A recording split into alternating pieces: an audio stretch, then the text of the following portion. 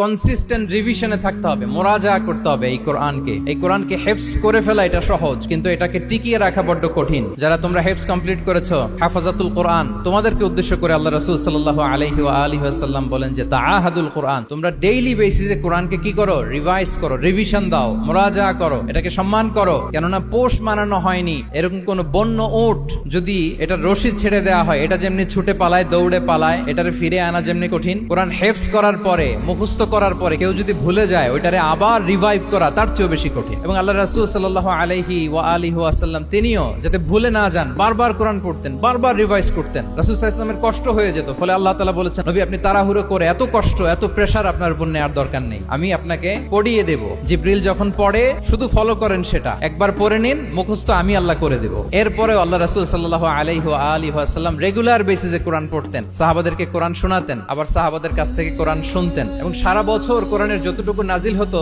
রমাদান আল মুবারাকে জিবরিল আলাইহিস সালামের সাথে রিভিশন করতেন। যে বছর তিনি ইন্তেকাল করবেন, ওই বছর দুইবার তিনি গোটা কোরআনকে জিবরিল আলাইহিস সালামের সামনে পেশ করেছেন, শুনিয়েছেন। তাহলে এটাই হচ্ছে সুন্নাহ। তিনি তো পৃথিবীর প্রথম হাফেজ নাকি? উনি রেখেছেন কিভাবে কোরআনকে, প্রিজার্ভ করেছেন কিভাবে? রিভিশনের মাধ্যমে। You have to revise a lot, you have to recite a lot. এটা আমাদের মনে থাকবে তো নাকি? শিক্ষার্থী বন্ধুরা আওয়াজ করো, মেক এ নয়েজ।